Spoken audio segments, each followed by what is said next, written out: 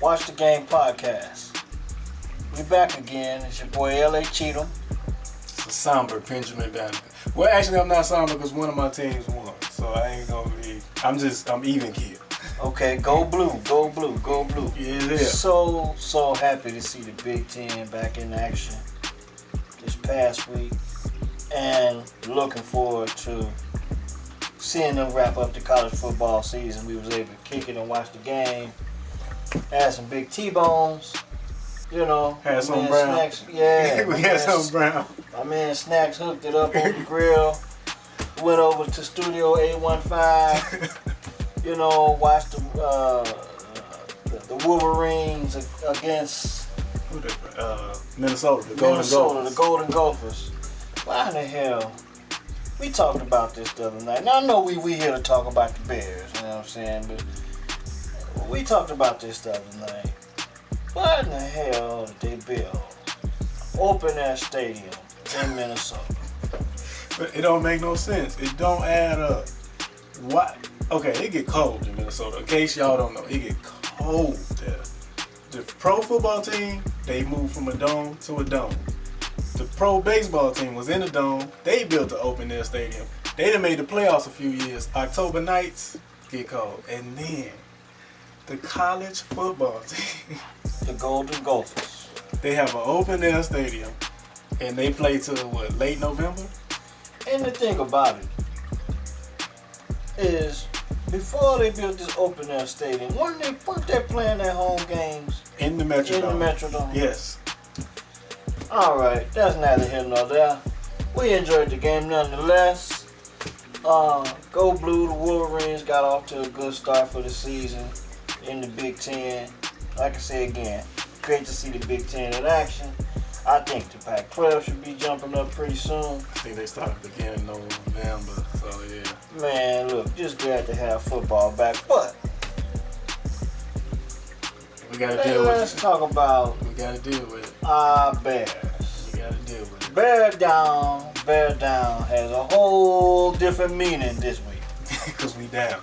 Because the Bears spend a lot of time being down against the LA Rams. I gotta get used to calling them the LA Rams because they done been jumping around, you know, over the past St. few Louis. years. St. Louis, LA, you know. So let's get used to calling them the LA Rams. Let's get used to looking at them ugly ass uniforms they They had terrible. on. They definitely terrible. But nonetheless, they put down the ugly ass, beat down, and Leonard Floyd, Got him a sack yesterday. hey, he raised a little hell against the Bears, came out, got a little revenge against his boys. Mm-hmm.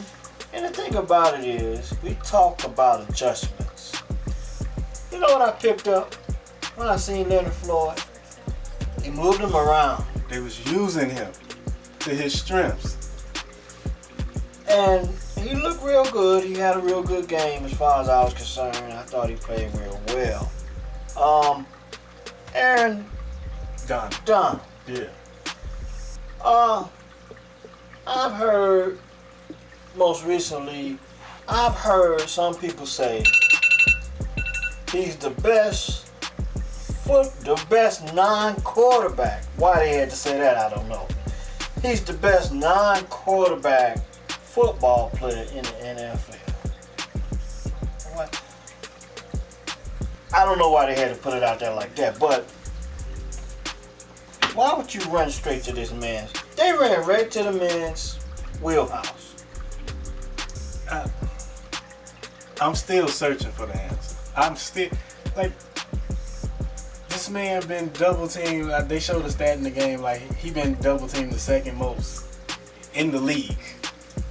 So, you already committed 2 blockers to him. But you still want to try to run at him. And he was causing havoc all night. You know, there's some that say, you know, you gotta kind of, but they didn't mix it up. And they didn't mix it up. The thing is, we talk about the running game. There's a lot to talk the lack about. of. They're gonna score 10 points. Let's say, yeah. Let's say lack of. But there's, on the flip side, see, it's crazy when you're winning, you get a chance to kind of push a lot of bad stuff to the side. Sweep They it on say the rug. winning kills all, and it's certainly what it did for the Bears. I think it covered up a lot of bad play, and we've been kind of trying to point it out, as well as others have, over the past few weeks, but they've been winning football games. So now they get a chance to look at themselves. I did not know. And it's a shame. Shame is on me because I'm supposed to be watching the game. But I did not know that the Bears led the league. The defensive team, the Bears defense, led the league in penalties. Yep. They had another 4 of them last night. 32 yards. And Akeem Hicks led the charge. But he had like 3 himself, didn't he? Now some of those may have been questionable, but nonetheless he got called. And you can't do it. You can't do it. He got called for some penalties. And I mean we were winning football games. We weren't paying this stuff any attention. Because it felt good. Such bad fans we are. Yeah, you know. We weren't paying this any attention. But this gives everybody a chance to look at this team and to kind of see the deficiencies on all 3 phases. Because I seen some. They didn't score by 10 points. The offense scored 3. Okay, let's talk about the 10 points first. Okay. Because we got all this other stuff. All right. 10 We points. got the most valuable player on the team kicked the field goal. Carol Santos. This is the second most valuable player award from you this season. Most definitely. That's my most valuable player on offense anyway. Okay, so he my most valuable player on the offense. Carol Santos. Hell, we had him 2 years ago. We probably got another playoff game in the mix, but that's neither here nor there now. MVP Carol Santos. And then Jackson, I think, who was it? Quinn caused a fumble. Jackson pick it up. He go in the end zone. Touchdown. 3 by Carlos Santos. 6 by the defense. 6 by the defense. Carlos Santos had 4 because he got the extra point. Because he got extra point. Okay, because they set the extra point back a few more yards. So, hand to him, who the hell are we not to give him credit for that? Right, so he had 4. 4 points for Carlos Santos, the most valuable player on offense. Okay, so we talk about them 10 damn points. 24 to 10. Let me see. Did you get us out of there? 24 to 10. All right. As over, we got the score down. So much to talk about. I got something about that defensive touchdown, but where you want to go? Well, like I said, I was amazed the fact to hear that they led the league in penalties. Hicks picked up penalties. It got to the point where it was laughable to him. I saw him grinning and laughing. It was amazing to get on the plane and go from Chicago to LA to score 10 points and to play so horribly. They could have mailed them 10 in. But, oh well, okay, you got to play the game. That's why we play the game. I mean, I guess it's better than what Dallas did when they went to Washington. They scored 3 points. Y'all went all the way from Dallas, Texas to Washington to score 3 points. At least we got 10. Hey, man, it won't even work the flight over. It wasn't. Okay. It wasn't. All right. Listen, man. You said the score was 24 to 10. 24 to 10. At one point, the score was 24 to 3. Yeah. Robert Quinn forces a fumble. Eddie Jackson scoop and score. They scored a touchdown, so that makes the score 24 to 9 at this point. Why the hell are you celebrating? These fools went and got in the camera. Matter of fact, they had to wait. They had to wait to verify that the scoop and score was legit because they had to see was it a fumble. So he literally stood there with the ball. We good. Okay, let's go. Club dub, we in here. Why? Well, that's the problem I have with celebration. After a game, after a regular season game, not so much after a touchdown, but it's the time in which you scored a touchdown. Now, me myself being in youth coaching basketball, when kids get frustrated, one way or the other, if you win it and you're frustrated, let the scoreboard do your talking. Right. If you lose and you're frustrated, let your play do your talking. So Mhm. that means everything's a reflection of the scoreboard. Right. So if you pouting and you losing, you got your look at the scoreboard. Okay, so you could have did something about that before this, but okay, you didn't get it done. So celebrate, you're down by 15 points. 15. You got time on the clock, and at that time, I could see, if they scored that touchdown early enough to the point where they still had time, they could have made some plays down the stretch, had the offense, came out and made some plays. So I can kind of go for the celebration at that time, but your point is you still losing the game. But I could go for the celebration if it kind of happened in the moment. As in, he scooped the score, bam, we got the touchdown, here go the TV, we scoring. The man waited, so he had time to think about what the score is. And they had to go look for the monitor so that they can get in the So monitor. he had all this time to process. That's not a good look. That's You just not. scored. The defense was off all night. 4 tackles. Let's start 4 there. tackles. Right. They got gashed in the running game All night. due to poor tackling. Okay. By the way, I hope they took this game film, and hopefully Matt Nagy and the boys can figure out how to run the damn football. All right, but that's neither here nor there. All right. So they got gashed in the running game. Okay. Mm-hmm. And they had some plays where they were kind of like, if we could have got like the one fumble that they wanted to consider, they considered a sack fumble by Khalil. If you look at that play, what's the quarterback's name? I forgot the damn name. Jared Goff. Jared Goff. In that play, he was going through the motion of passing the football. I really don't think if they would have replayed that, it wouldn't have been. I don't think It that would was have a same. fumble. Right. I don't think that was a fumble because he was in the motion of throwing the ball forward. So that's one of the plays that, like, if we just would have got there a second earlier, it could have been a big play. If somebody would have just picked that ball up off the ground, it would have been a big play. A bunch of just almost made plays, Almost and then a bunch should've. of tackles that we should have made. Then the dude, you don't make the tackle here, and the guy gashes you for another 5 to 10 yards. Look at the one play when the back was going up the middle and the offensive line pushed him into the Right. Look, the physicality of the offense is one thing, but the poor tackling fundamentals of the defense is another, and it loomed large the other night. It loomed large. Fundamental tackle. They looked like. I'm glad we bought it. Because they look like, I thought about it to myself, I said, they look like a middle school football team. They did. The Bears defense looked like a junior high football team from a tackling standpoint. Because they're reaching, they're trying to strip at the ball because they're getting desperate instead of just making the play. The one fumble, the one turnover that they did make, or the two, the possible sack fumble, was because they wrapped up and fundamentally made plays fundamentally. When Quinn caused his fumble, Right. so wrap, strip, wrap, all wrap up. Your teammate picks it up and go in the end zone. Right. Just plays fundamentally sound football. Make the tackle.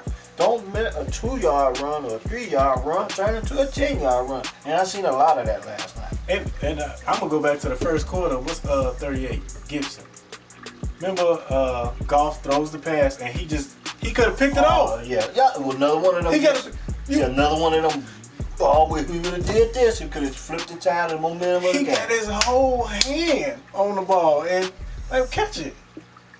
Prime time catch it there. Catch the ball. That's why he the best football player that ever played the game. And okay? I'm like, Prime time. what do you like? I understand if you can't get there, knock it down, but you had a chance to make a play on the ball. You know the offense is struggling. You know you got to give them short fields. If you can put points on the board when you can, you got to. Because you can't trust this offense. You can't. You can't. But, I mean, to his credit, he did have a pick last week. It's just that you just got to take these opportunities when you get them, okay? And then, just what comes to mind. For the past 3 seasons, the Bears and the Rams have played in primetime football games. Now, if you're a Rams fan, You love it. you love it. Because, I mean, they 2-1 against the Bears in the last 3 years. Primetime football. Mm-hmm. lights on, everybody watching. I don't know if it's the Aaron Donald Khalil Mack matchup, but none of these games have been very, very much. They have not been exciting. Especially the last two. The last season's game and the season before that, the biggest play the year the Bears beat them, the biggest play was when Bradley Sewell scored a touchdown. And then that's when Matt Nagy got the bright idea to take him to be the offensive lineman and then tell him to go lose some weight. Next year, which was last season, they turned him into a tight end. He didn't even make the damn team last year. Okay? Alright? So, why the hell they keep showing? My point is, this is not an attractive game. I would like to know I know the Bears might draw. The Bears might do pretty good on primetime. But the Bears against the Rams, I just don't get it. I mean, I guess you saying McVay is one of the young offensive minds, and supposedly Matt Nagy is too. If that's what you're building, okay, maybe. Okay, I get Khalil Mack and Aaron Donald. But the way the games have played out, just some straight watching paint dry is the best I can put it. Especially the way the Bears. We could have got that at 3 o'clock yesterday. Yeah, we could have got that at 3 o'clock. Yeah, 3 o'clock. By being in the West Coast, I need 3 o'clock. Yeah, we could. Okay? Because, I mean, you got to make the, adjust to the time. But we don't want to see, next year, I do not want to see the Bears and the Rams playing primetime football for the nation to see. Because it hasn't been pretty. It really hasn't. I mean, judge for yourself. But it hasn't been pretty. We got exposed last year. They benched Mitch last year. Remember? Speaking of Mitch, boy. Now, in your opinion, do you think Mitch's stock is going up right now? Or is it kind of staying? No, it's still staying level because, you made the point in one of our earlier episodes. If the quarterback, whoever the quarterback is not going to affect what happens with this team this year. And we are seeing that playing out. For sure. We're seeing that playing out. So his stock got to be the same. And I made I put a tweet out when the game was on saying that we see that Mitch wasn't the problem. Well, he is the problem. He had a problem. Right. He's got a few problems. Right. But he's not the problem. He's not the problem. The only problem. No, because Nick Foles is just the guy. He's just the guy. Well, he's just the guy. Let me get to you with this. See, this is why we do this. Desmond Howard won the Super Bowl MVP, so you about to go there.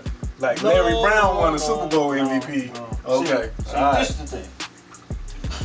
You got several things that's working against both quarterbacks. One of them is the head coach.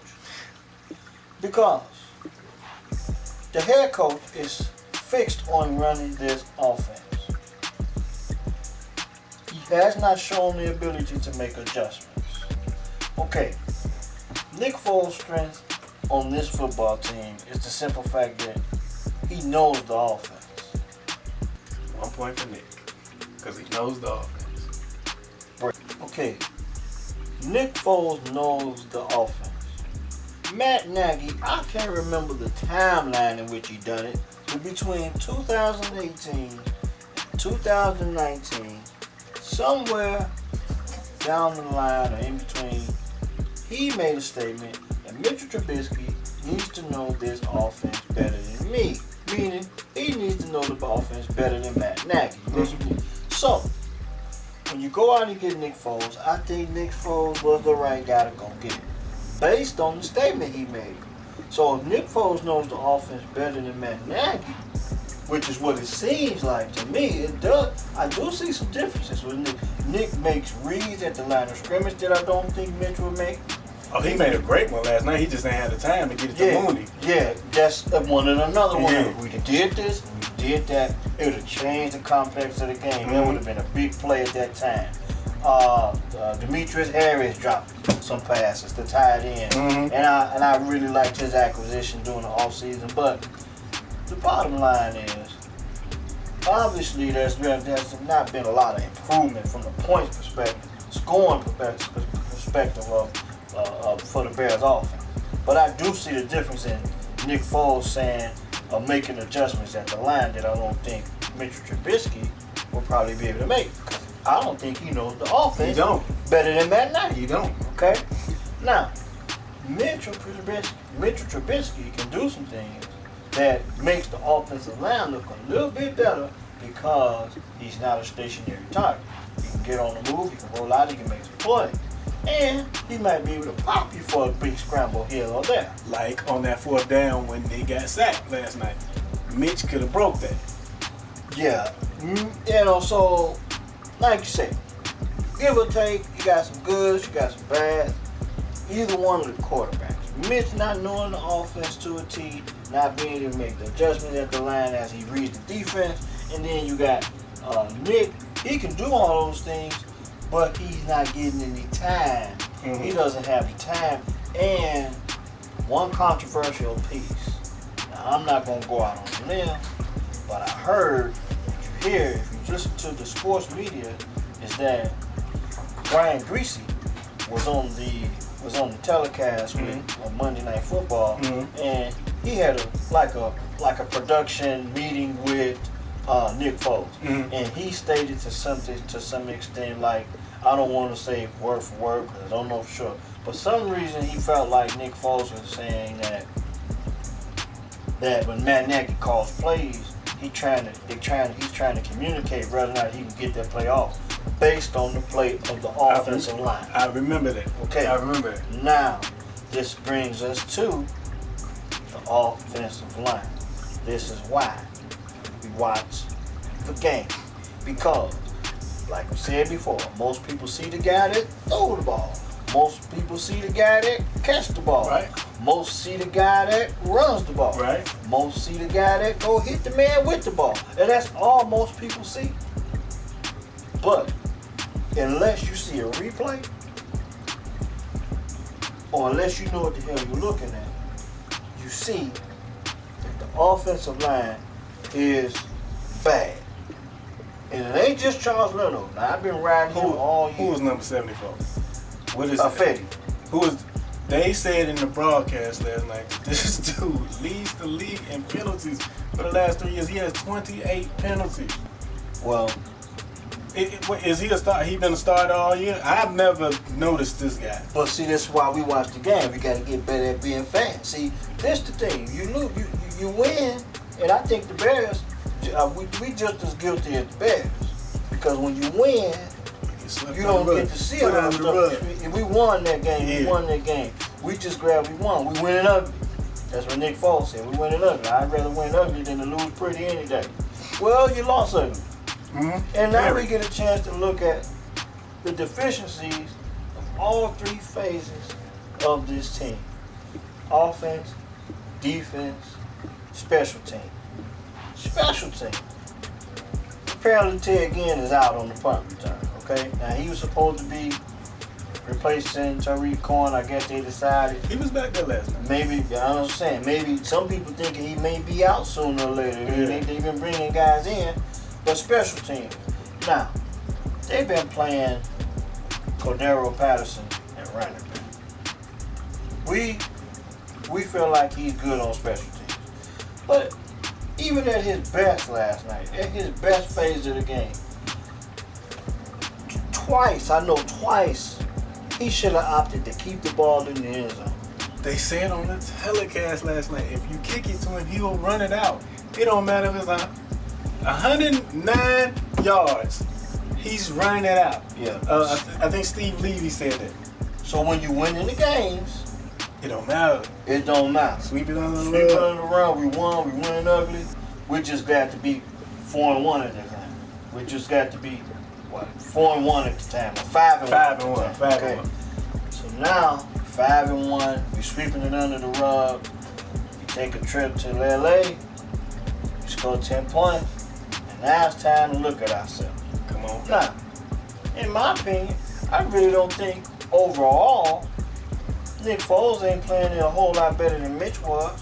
And based on the way they pulled Mitch in the Atlanta game, week 3, He probably could have got pulled. Foles probably could have got pulled. Yeah. So what are you saying? We need to see just how bad Foles can get? Okay, because we didn't see Mitch. Mitch has not been the best. Don't get me wrong. Between the three guys, between the two guys he was taking in front of, yes, he's probably the third best quarterback between him, Deshaun and Mahomes. And that's a whole nother question because Deshaun Watson is dealing with a whole different beast of his own.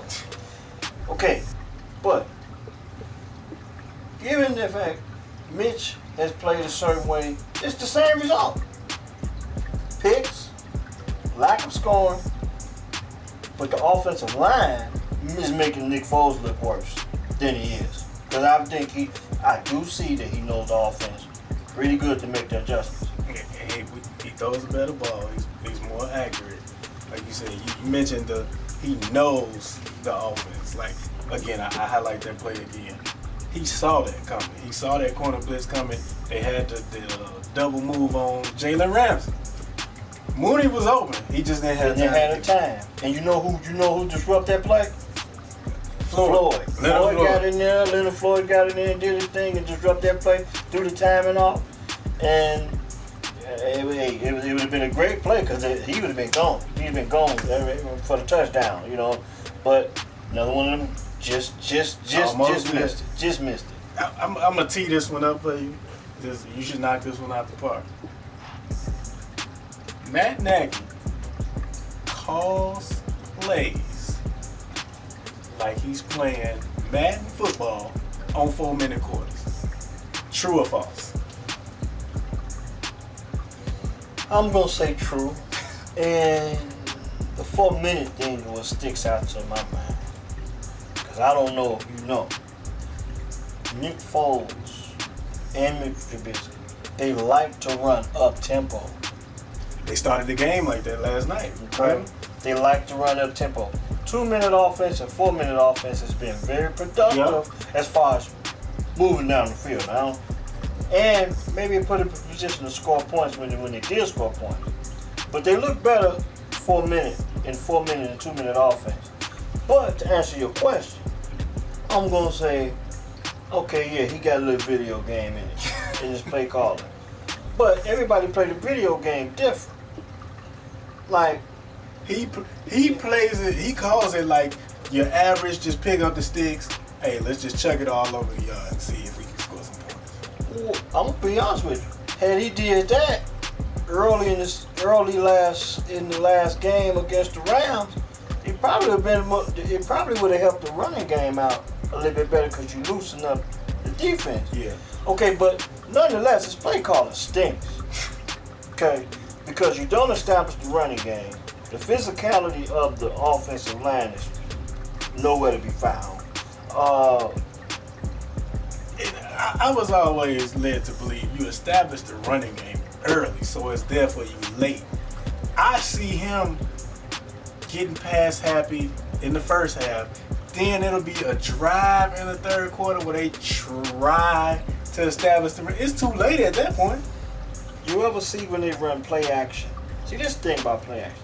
You can't run the ball with for damn play action ain't gonna work. Because they're not going to cheat up. But they run play action as if they can run football. Okay? Now,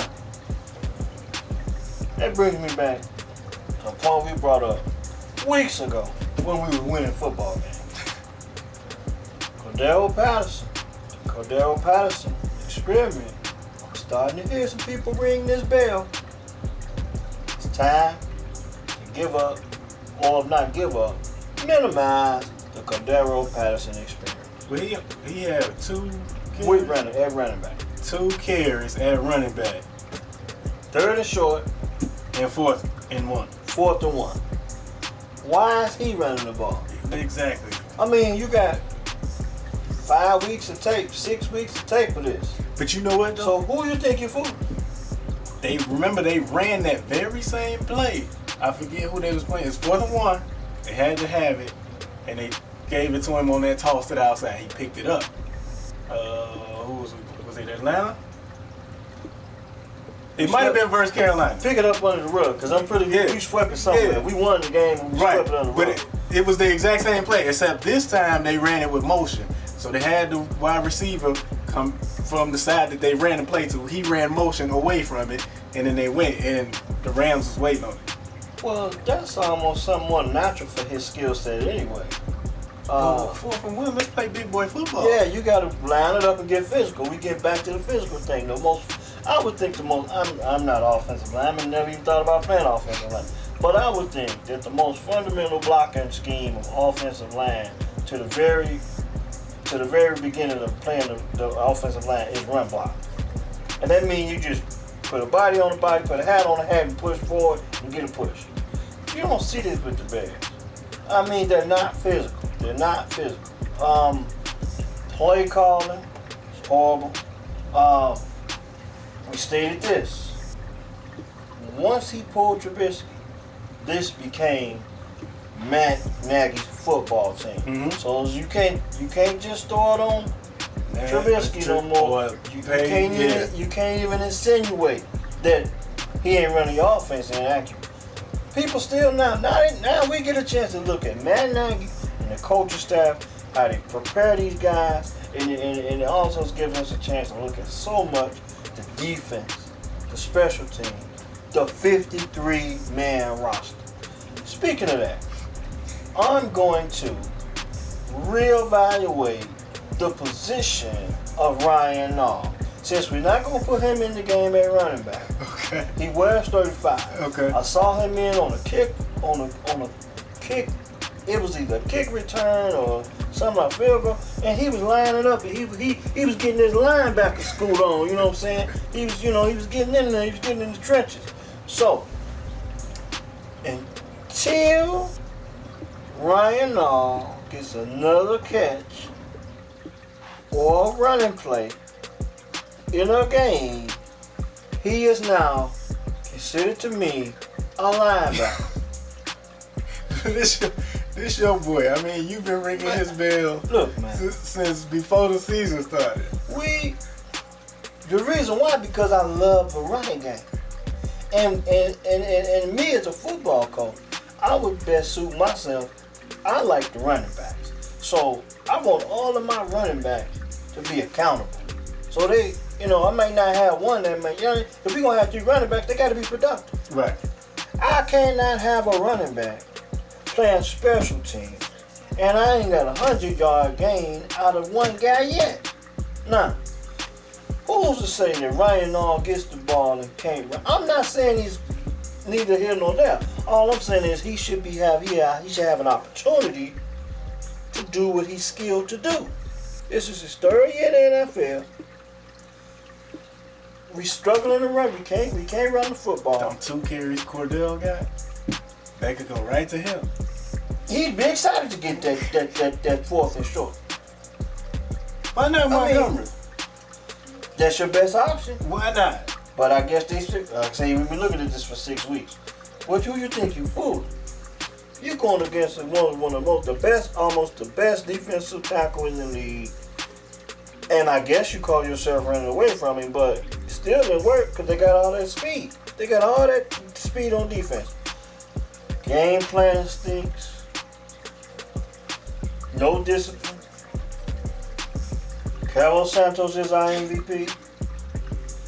This is Matt Nagy's team. 5-2. Getting ready to play the New Orleans Saints. Well, put it like this: if at least it's a home game. At least we ain't got to go cross country. If we drop another egg out there, at least we at the crib to give us 10 points. They went all the way to the Pacific time zone. Pacific time zone. In prime time. Everybody watching. 10 points. It's like when I coach my young kids and we go on a road trip. I tell them, this is not a field trip. This is a business trip. I don't know what the hell that was the other night. That was more like they went down there and went to a seminar because the Rams gave them a clinic on how to run football plays, and the defense was just put on spot because we were able to see the deficiencies of the penalties and the fundamental tackles, a lot of guys were standing around on defense. Like, I think they were tired. No, I'm not buying that. You ain't giving them that? Because if you 5-1 coming in, you coming in thinking that you're good. So at the very least, you're gonna think that you're good. But this is where the fundamentals come in at. Now you can go on tape, and you ain't looking at the win. You're looking at an L. Mm-hmm. So now we can't just overlook the missed tackles, because they probably missed a lot of tackles throughout the season when they were winning football games. Yeah, they was winning. Okay, so now losing, you get to magnify some things. So all three phases have to be looked at. And the good thing is, it's a short week instead of a long week getting ready for the Saints. I mean, that's the best way I can look at it. Because we got to get this one out. We ain't got enough Brown to watch this down. Hey, and it's bad taste in your mouth. Say what you want, all the cliches, but the bottom line is they got to figure some things out. We 5-2. We still in a good spot. But now we about to find out. A lot of people say we about to find out who this team is, and I don't want to jump to conclusions or look ahead of anybody. You got the Saints coming in. They can light up the scoreboard at any given moment. So now we got a really good defensive contest coming in. Well, on the defense, now they got to show again. Now the Saints got some bodies out there too. You can't be missing tackles out there against these guys. Hopefully they take a page out of the Rams playbook, because the Rams was embarrassed versus the 49ers on national TV, Sunday Night Football. And they came back the next week with a vengeance. So hopefully the Bears take that out of their playbook. Hopefully they look themselves in the mirror. Like, hey, we can. It's gonna be a nationally televised game, 3:00. Yeah. Hey man, so much to look at. Like I say, them 10 points, you can throw them in the garbage. They gone. You scored 10, you went all the way to LA to score 10 points. A bunch of penalties, a bunch of missed tackles. Maybe they went out there and hung out. I don't know. Maybe they love LA. With the 19 close, got everything close. It don't matter, man. They did something. They went out there. They didn't go out there and play no football. Clearly. Matt Nagy has to take a look at himself. Him and the staff have to kind of evaluate things. And now they get a chance to focus on some things out of a loss. Because obviously they didn't handle success well, because I just can't get past the fundamental and the lack of discipline. That's all I got to say. The lack of fundamentals and the lack of discipline. Don't get me wrong. Like I say, Carlos Santos is your MVP so far, as far as I'm concerned. Okay, but you got some guys playing good football. I want to give up the efforts of Kyle Fuller, Eddie Jackson, Gibson playing good ball. I think they gelling.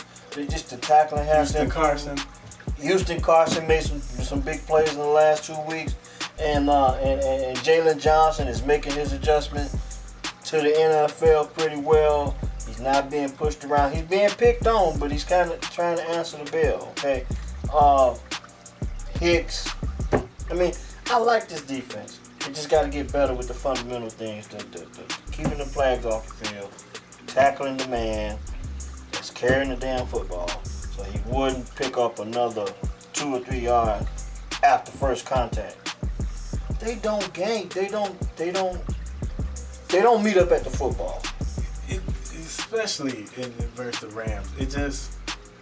Maybe it was just like you said. They went out there and hung out. They went for a seminar. Maybe it just didn't look like the Bears defense that we know they can be. Number one, they ain't look like 2018. Definitely ain't look like they did in Spurs last year. Yeah, they didn't look like they did 2 weeks ago. They did. I mean, I didn't. Like I say, winning cured a lot, because I didn't see all the missed tackles. I mean, it's just amazing. It's crazy, man. Nonetheless, got the Saints coming in. Got some Big Ten football coming up. It's football season. Hey, one of the most wonderful times of the year for me. We 5-2. I'm not gonna be too far in the dumps, but I think I know what's ahead of them as far as not overlooking opponents. We're gonna get ready for the Saints. That's all we can do. We focus on the next game. This is Matt Nagy's team, though. Remember that. And Carol Santos, MVP. Get your number 2 jerseys. Number 2. Get your number 2 jerseys. That's the brightest star in the house. Get y'all something brown for next week.